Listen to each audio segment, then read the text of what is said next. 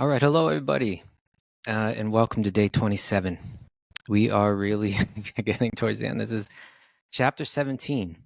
We do the whole chapter today, and then after that, there's only one more chapter left. But it's a long chapter. The 18th chapter is very long, so that'll be 3 more days after today. All right, let's just dive right in today. Right, we are reading the 17th chapter. Let's put it in some context. If we go back to now, let's just say straight off the bat. This is chapters entitled The Divisions of Faith. And what that means is it's talking about faith or spiritual practices in 3 categories, divisions of faith. And what are those divisions? Those divisions are according to the gunas, according to the 3 modes of material nature. And so if we go back to chapter 14, we got an exploration of the gunas in some detail. And it explained there how each of the gunas conditions a person in its own particular way. And so that knowledge of the gunas was like a very important piece of the puzzle, you could say, right? Very important information in helping us understand the metaphysical reality as Krishna presented it, especially in chapters 13, 14, and 15. When you get those modes, you understand a lot about the world that you're moving in. And it really helps you understand how to be a yogi and how to become free of the influence of those modes. So now, or yesterday, we read chapter 16, which is the first of 3 chapters which are there to really show us how to align with that metaphysical reality, how to align ourselves with it, how to align our mind with it, how to align our practices, our spiritual practices with it. And it shared a key idea there. And that idea was one way to better align yourself with the metaphysical reality, very crucial, is to accept the guidance of Shastra, to accept the guidance of the sacred texts. Now, chapter 17 is going to deal with this. It starts with a question from Arjuna. What if you don't? What if you have some faith that there's something beyond, some kind of God, some kind of universal power, something spiritual beyond matter, beyond the perception of the senses? What if you have some kind of faith, your own faith, you could say, but you don't really accept the Shastra's guidance? You don't really accept the teachings of these ancient sacred texts. What happens to them? And I think we all know people like that, or we may be people like that, or have been people like that. There's a lot of, sentiments against religion, and rightfully so. And people feel like, oh, I don't need your dogma, man. Love is my religion. And, what about people like that? And in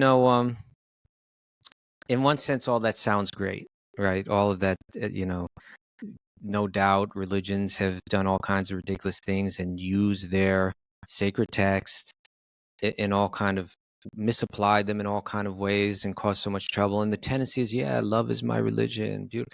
But we can say that, but we may never transform. Like people that were more familiar with like what happened in the 60s and the early 70s, and with like all these communes, and there's a whole hippie idea, man, all just peace and love, and then they would all go live together out on some farm. And when you'd get there, you'd have to organize yourselves, and you'd have to create some kind of system by which we all live. And quickly that talk of love begins to fall apart when we all have our own selfish motives programmed into our mind. I need this to be happy. I need that to be happy. If we don't come in touch with our own spiritual nature, all our talk about love collapses at some point, and our selfishness rises to the surface, right? And outshines that love is my religion. And then why are you all fighting? And so there is a way. Krishna is going to say that there is a way to accept the guidance of Shastra in a pure way, right? Where you look in yourself and you purify yourself of your selfish programming so that you actually can be capable of loving, right? Then when you say love is my religion, it'll be real. It won't just be something you say to pick up girls or something like that, right? It'll be authentic. So in that 16th chapter, the second to last verse, the 16:23, Krishna said, Yashastra vidhim utsraja, that one who shastra vidhim takes the shastra vidhi, the teachings of the shastra, the regulations of the shastra, that guide the practices of spiritual life. Yashastra vidhim utsraja, one who lets them go, rejects them, you could say. Vartate kama karata, and they remain kama karata. They remain acting according to kama, according to their desires, according to their whim, you could say. He said, Nasa siddhim avapnoti. They cannot attain siddhim. They don't attain the perfection of a yogi, right? And he says, Nasukam. They don't find happiness. Na paragatim, paramgatim. They don't attain that highest platform. So he's saying, to be a real yogi, you need to accept this kind of guidance. Now, Arjuna opens up chapter 17 in text 1. He says, Arjuna uvacha, Arjuna said, or Arjuna inquired, in this case, Ye shastram vidim utsraja. He says the same thing. Those who do not follow those principles of shastra, of scripture, and then he says, Yajante shradayan vitaha, but who have their own type of worship or faith. What about them? Is there, and then he says, and then he brings up the topic, you told me all about these modes of material nature, these gunas. Is there practice in sattva guna, rajaguna, or tamaguna? Can you explain this to me? And in this commentary, Srila Prabhupada writes this. He says, just to help us understand the context of the chapter, he says, now, if one, with faith, follows some rules which are not mentioned in the scriptural injunctions, what is his position? This doubt of Arjuna's is to be cleared by Krishna. Are those who create some sort of God by selecting a human being and placing their faith in him, worshipping in goodness, passion, or ignorance? Do such persons attain the perfectional stage of life? Is it possible for them to be situated in real knowledge and elevate themselves to the highest perfectional stage?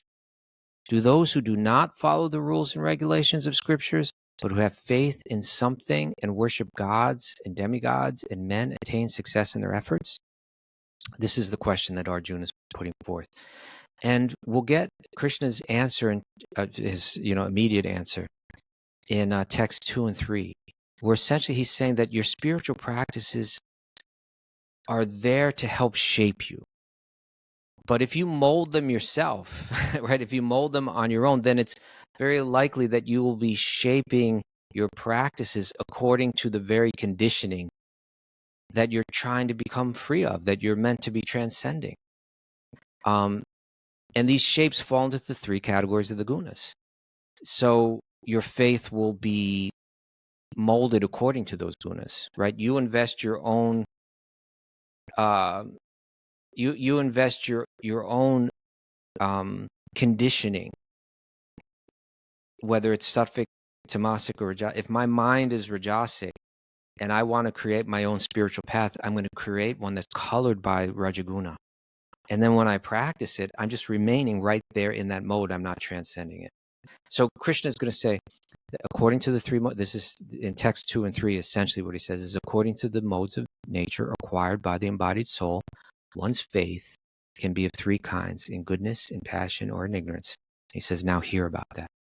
And so now we're going to begin an analysis of the 3 modes, goodness, passion, and ignorance. And I just want to clarify one detail, that when we practice bhakti yoga, the goal is that our practice and our consciousness rise above all 3 gunas, and we come to a platform called Shuddha Sattva, which literally means pure goodness, but it's not a material mode. It's a state of consciousness beyond the material modes. But that being said, the mode of goodness, Sattva Guna, while we're practicing, is the mode that the bhakti yogis operate in. And as we hear about that, that'll become more clear. So as a practicing bhakti yogi who's influenced by the three modes, we want to rise to that platform and operate within the platform of sattva guna, so that we can elevate ourselves beyond it to the platform of Shuddha Sattva. So when we hear about the Sattva Guna in this chapter, it's very appropriate for bhakti yogis that we want to, although Sattva Guna does condition one towards a sense of peace and happiness that can keep one bound in this world, the clarity that comes from the Sattva Guna is going to be helpful for the bhakti yogi to transcend the modes altogether. All right. So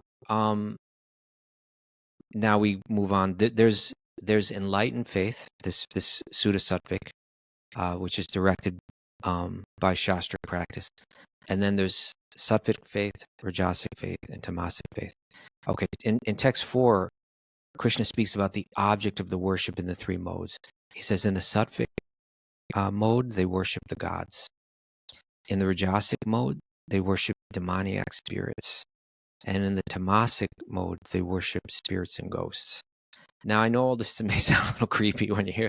If you look around, you're going to see this stuff going on all over the place. You will see it. Look into all the different kinds of worship, even stuff that we don't call worship, like the adoration that goes on in our society, what to speak of rituals and so on. So much of it falls into these categories. So Krishna is going to now describe people whose spiritual practices are shaped by their own conditioning, but they're not hostile towards the Shastra. They just don't really know how to follow it. And then most of the chapter is going to describe people whose spiritual practices are shaped by their conditioning, but they're not hostile to the Shastra. But in text 5 and 6, he's going to talk about some even darker characters who are like actively hostile in their rejection of scriptural guidance. And that's 5 and 6, where he's saying these demoniac people, how they worship. He says they undergo severe austerities and penances not recommended in the scriptures. They perform them out of pride and egoism. They're impelled by lust and attachment. They're foolish, and they torture the material elements in the body, as well as the supersoul dwelling within their own body. Okay, so he comes out with that heavy statement, and then he moves on, and he begins to address less hostile people operating in the three modes. And we're going to see a pattern begin to develop here. In general, we're going to hear about, we're going to see the Sattvic idea, the Rajasic idea, the Tamasic idea, similar themes come up again and again. Sattvic practices, they're beneficial practices. Especially we key on that they are selfless. They're without any ulterior motive. Their actions done as duty. They're in alignment with the higher principle, with Shastra. They're not done for ego, for recognition, for any material reward. Now, Rajasic practices will be driven by ego and by a desire for gain. They're motivated by, what can I get from this? Can I get some honor out of this? Can I get respect out of this? Can I get pleasure out of this? Can I get some material gain from this? So even when their discipline is present, it's colored by their ambition and by their pride. And then Tamasic, we're going to see again and again, it's sad. It's marked by ignorance and a neglect of truth. It's disregarding Dharma and the consequences that come from disregarding the Dharma. And it's often injurious. It leads to injury of oneself, injury to others, and it just leads into this dark delusional state. So we'll see that come up again and again and again. And Krishna begins by talking about food, right? Because food is, in a sense, what we take from the world. In Sattva Guna, the food increases the duration of one's life. It purifies one's existence. It gives strength, gives health, gives happiness. It gives satisfaction. Right? Rajaguna, these are foods that cause distress, misery, disease. They're too bitter, too sour, too salty, too hot, too pungent, too dry, and burning. The immediate effect of pain, when it's describing this, is saying there's an immediate effect of pain. There's an after effect of sorrow. and there's a long-term effect of disease. These are described there, right? And then the tamasic food is stale, tasteless, putrid, rotten, left behind, unfit for sacrifice. It's not worthy. Some people that they get really attracted to that kind of food, and it deepens this tamaguna within you. Now, next, he's going to talk about 3 really fundamental aspects of if you look in any culture or any tradition, of spiritual practices, right? And that is sacrifice, austerity, and charity. You're going to find them throughout the spiritual practices. Krishna is going to describe them one after another. First, he talks about sacrifices in the 3 modes. We all need to sacrifice. Sometimes it's done as a formal ritual.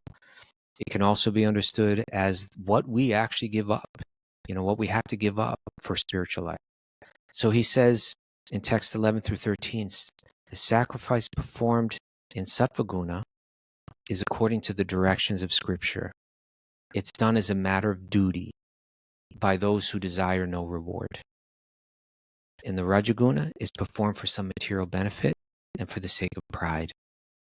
And in tamaguna, is done without regard for the directions of Scripture. Krishna mentions here, it's interesting, without the distribution of prasadam, without chanting appropriate mantras, and without remunerations for the priest, and ultimately without faith in that shastra. I don't need that guidance. I can figure this out on my own. Right? Next, he talks about austerities. Right? Text, and it's interesting. In the next 3 verses, Krishna starts talking about austerity, but he does it in. He's going to get to austerity in the 3 modes, but first he talks about 3 types of austerity, and these are really helpful. He talks about, and these are, it's not. He's using a formula that we're going to find common throughout yoga literature. That yogis focus on these 3 areas: body, words, and mind. All right. This is throughout what we hear, the sannyasi, right? Like when you become a sannyasi, the idea is that any yogi, a grihastha, someone, a married person or a celibate student before marriage, they may engage their body, words, and mind in yoga. But the idea is when you're a sannyasi and you no longer have any worldly responsibilities, your body, words, and mind are meant to be entirely devoted to your spiritual practice or to God. And but in general, we can find that this is a practical way of categorizing those areas that we have control over. Right? There's so many areas that we don't have control over, but these are areas that the yogi can control. And one by one is more subtle than the other. The easiest to control is the body. More difficult to control is our words. And most subtle and difficult to control is the mind. But yogis focus on body, words, and mind. And so Krishna speaks about austerity of body, austerity, and then that's going to be the simplest. Austerity of speech, of your words, more difficult. And then finally, austerities of the mind, which is the most subtle and difficult to control. So let's check it out. Austerities of the body. They consist of worship of the Supreme Lord, of the Brahmanas, of the spiritual master, and superiors like father and mother. So a lot of it has to do with kind of the respect shown. Okay, let me pick up your bag. Let me bow my body down before you. Let me serve you with my body. And he also mentions austerities of the body are cleanliness, simplicity, celibacy, nonviolence. Right? I don't use my body for violence. I don't use it. I'm going to control this body. This has a lot to do with what we describe: duty, knowledge, wisdom. These are a lot on the duty level, right? Okay, I can take my body and engage it in this way, not engage it in that way. Next comes austerity of speech, which are such valuable lessons in life. Austerity of speech consists of speaking words that are truthful. Just that alone, right? It's going to be a huge challenge for most people. My words are truthful. They're pleasing. More difficult. They're beneficial. What I'm saying, is it really helping anyone? Right? not agitating to others. Can I be truthful and pleasing? Can I be truthful and not agitate others? And also in regularly reciting Vedic literature. Let me use my mouth. Let me use my words to recite the Vedic literature. Very purifying, right? More challenging, austerity is a speech. And then finally, in text 16, the austerities of the mind, satisfaction. That's something that you can't just do. Like you can, like when it came to austerities of the body, you can choose to be clean. Okay, I'm going to clean up, right? You can choose to be celibate. I'm going to stop. You can choose to be nonviolence. You can choose to honor a brahmana, with your body. It's just a decision you can make and you can do. But satisfaction, am I satisfied? That's something, this is now, we're coming to a level of wisdom when you hear these. Satisfaction, simplicity, gravity, self-control, and purification of one's existence are the austerities of the mind, right? This is where our yoga practice should be going, getting us to that level. Okay, so now he's laid out 3 different areas of austerity. Next, he's going to talk about 3 kinds of the 3 different modes. Austerity practice in the 3 different modes, and then he'll do charity in the 3 different modes. Okay, so the attitude behind them, we say now. In Sattva Guna, austerities are performed with transcendental faith. Not expecting material benefits, but engaged only for the sake of the Supreme. In Rajaguna, the austerities are performed out of pride and for the sake of gaining respect, honor, and worship. And we see people do that, right? We can go into India and see people putting on a show of their austerities sometimes. He says that it's neither stable nor permanent, right? The results that one gets from this. And then in Tamaguna, their austerities are performed out of foolishness with self-torture, or to destroy or injure others. And then finally, charity. In Sattva-guna, charity, again, it's given out of duty without expectation of return. So we see this again and again and again.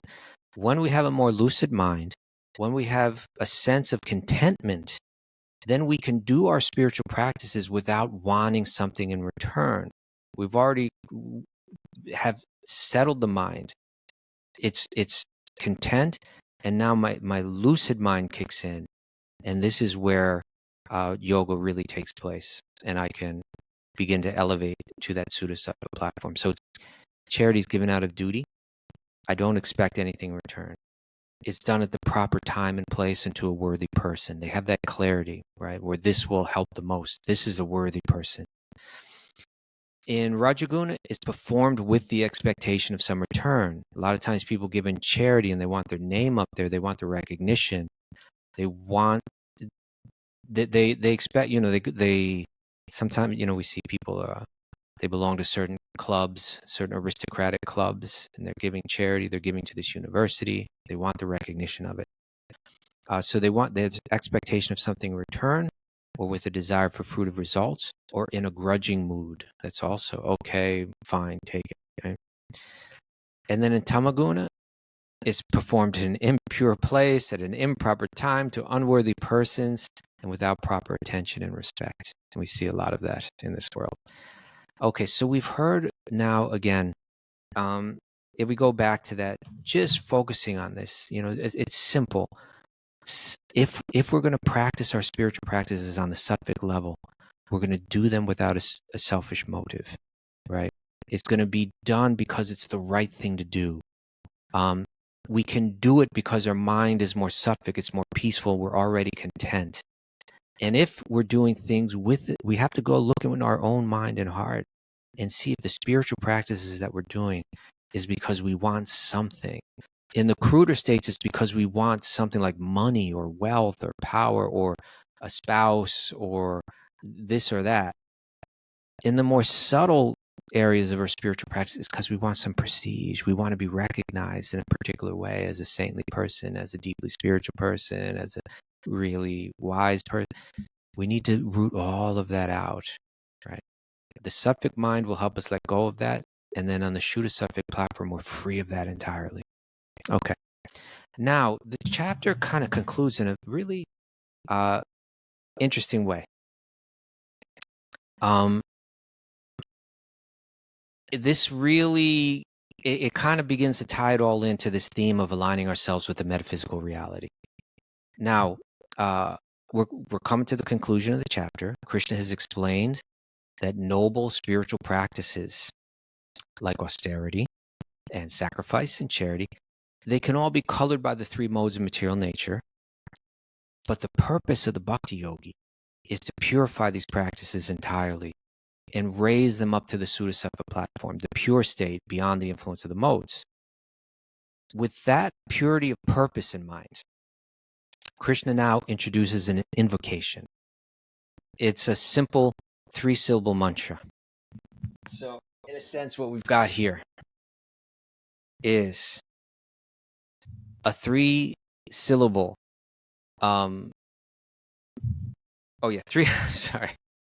three syllables to help us align ourselves with the metaphysical reality, right? With the reality that I'm a tiny spark of spiritual energy moving through a realm of material energy that operates with these three influences of the modes of material nature.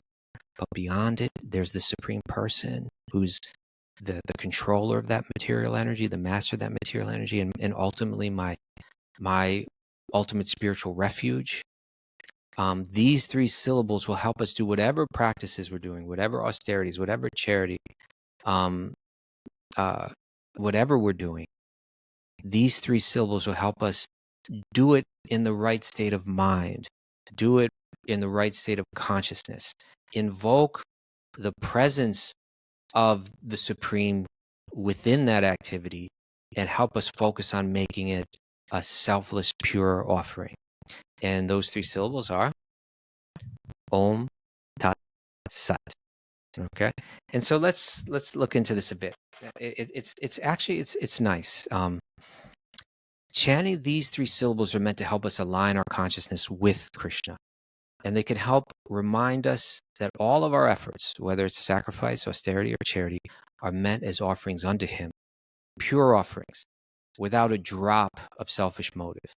So by invoking Om Tat Sat, the yogi maintains the clarity of thought and the purity of heart that this is for you, right? That's the point. This is for you, not for me, right? And so this principle, this idea, this principle of self-negation in offering appears throughout the Vedic tradition in other very similar expressions, sacred expressions. For instance, we see it in the context of homas, or like fire rituals, fire sacrifices.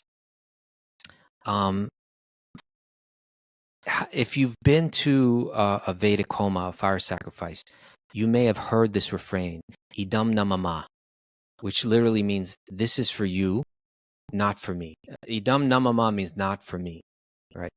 So whatever's offered into the fire is accompanied by this affirmation that this is not meant for my own enjoyment, but this is meant for the enjoyment of the Supreme. For instance, like this is what it sounds like. You may have seen they're chanting these mantras, and they're with each svaha they pour ghee, or maybe they throw grains into the fire that represents or is installed as Lord Vishnu, and they'll say like Om Bor Svaha, and then there's the lead priest chants this Om Bor Svaha. I could get into all the details of this, but Bor, they'll go Bor Bhuva Sva, different layers of the universe, and that Vishnu's present in all of them. He's pervading all of them, and different names of Vishnu are being offered on these different levels. So it's like Om Bor Svaha, and then there's a response, Idam Vishnave, Idam Namama. This is for Lord Vishnu. Idam Namama. It's not for Mama. It's not for me. And then Om Bhuva Svaha, Idam Achutaya, Idam Namama. This is for Lord Achyuta, not for me. And then Om Svaha, Idam Narayanaya, Idam Namama. This is for Lord Narayana. This is not for me. And then Om Bhurbhuva Sva Svaha Idam Anantaya Idam Namama. This oblation is for Ananta, not for me. It's just these Vedic sages. They understood that let us remind Namama. Let me do this offering purely. Let me do it with the repetition of this is meant to help it sink into our mind that we will find happiness and we'll find truth when everything is offered. So this idam namama is a way of saying, not for me, for you. And we see that same spirit like when we say namaste, right? Which is like the most common Vedic or like Indian type of greeting. The word nama carries the same sense as namama, not for me. So when we greet another, we offer respect. We're kind of like, in a sense, lowering ourselves, not exalting ourselves. It's a statement of humility and honor directed to the person, right? Namaste. Nama, my feeling of not me is te, offered to you. Namaste. And then similarly, when we hear, like I say, for those that are familiar, like I say, that in many songs and many prayers, we hear this Namo Namaha, Namo Namaha, Tulasi Krishna Preyasi, Namo Namaha. This repetition, right? Namo Namaha. It's literally like saying Namaha twice. Namaha, Namaha. My repeated obeisances are unto you. Again and again, O Tulsi, I'm offering with humility like this, unto you, unto you, unto you. This idea, when I forget about myself and think of others, particularly these very qualified others, these very worthy others, then I become aligned with the metaphysical reality. The opposite of the metaphysical reality is that I'm the center, right? The metaphysical reality is that I'm not the center, that I revolve around the center, right? So whether it's like, and we'll examine Om Tat Sat now in the Gita, or Idam Namama in the sacrificial fire, or the Namaste, or the Namo Namaha, the thread in this, the idea in this is the same, that true offerings require the removal of the selfish motive. And by these sacred incantations, or let's say invocations, the bhakti yogi is trained again and again to purify the heart and purify the mind, and remember that life finds its perfection when everything is offered with humility and devotion to Krishna. So why Om Tat Sat? And what does this mean? And what do these syllables mean? You can think of Om Tat Sat as like a three-step seal, like it kind of seals in the spiritual integrity into the offering. It helps us do that by bringing our mind and reminding us. So Om sets the orientation. Om is Krishna. And so it invokes the presence of Krishna in the act, and it kind of sets the orientation. Okay, God is present. Tat literally means that, and it sets the object, like Om, that, right, is the object of what I'm offering to, right? That's who this goes to. I don't want the fruits for myself. Everything goes unto that. What that? Om, Krishna, right? And Sat kind of sets the clarity that this is done. When it's done for Krishna, it is Sat. It is true. It is on the platform of eternity. It is absolute, right? It is Sat. Sat can mean good. Sat can mean eternal. Sat can mean true. It's real. It's substantial. It's eternal. What I'm doing is I'm because I'm offering to Krishna and not trying to keep it for myself. It's become fully spiritual. It's become aligned with the metaphysical reality and has risen above the influence, the deluding influence of the modes of material nature. So Om Tat Sat, right? Krishna is present. My offering goes to him. It's become pure and spiritual and Suddha Sattvic, beyond. So Om Tat Sat. By chanting this, it reminds us of that. It focuses us. It aligns us with that. It takes our mind and aligns it properly. So in text 23, it reads, from the beginning of creation, he's saying these three words, this mantra, it's powerful. This is more than just a mnemonic device, like a device to remind us of something, but it's a vibration of the Vedas. It's a spiritual vibration. So it's got power in it. So he says, from the beginning of creation, The three words Om Tat Sat were used to indicate the supreme absolute truth. These three symbolic representations were used by Brahmanas while chanting the hymns of the Vedas and during sacrifices for the satisfaction of the Supreme. Therefore, text 24, transcendentalists undertaking performances of sacrifice, charity, and penance in accordance with the scriptural regulations begin with Om to attain the Supreme. And you'll see that in all the Vedic practices, all the Vedic prayers, all the mantras, all the stotras. Om starts there, right? And then text 25, without desiring fruitive results, one should perform various kinds of sacrifices, penances, and charity with the word Tat. The purpose of such transcendental activities is to get free from material entanglement. Tat. Like we say, Tat Tvamasi, you are that. Unto that Om, unto that Supreme Lord, unto that being that's beyond, unto that divine Purusha, unto that everything that we're hearing about in the middle chapters about that being that's behind everything. Unto that, right? And then text 26 and 27. The absolute truth is the objective of devotional service, and it is indicated by the word Sat. The performer of such sacrifices is also called Sat, and all works of sacrifice, penance, and charity, which, true to the absolute nature, are performed to please the Supreme Lord, O son of Prita. So let me read that again because I think I messed it up. The performer of such sacrifices, also called Sat, as are all works of sacrifice, penance, and charity, which, true to the absolute nature, are performed to please the Supreme Person. When we act, letting go of our selfishness and making whatever we do in life an offering unto Krishna, it becomes Sat. We're operating on the spiritual level. This was also spoken about back in the 4th chapter in some detail. Okay, now the conclusion, text 28. Anything done as sacrifice, charity, or penance without faith, this is the contrast, without faith in the Supreme, O son of Prita, is asat, right? It's impermanent. He says it is called asat and it is useless, both in this life and the next, right? It will not achieve the goal of the Shastras, right? I've mentioned before, I'll mention it again, Bhagavad-gītā is a comparative study. So here it's not just saying any path, it's all the same. No.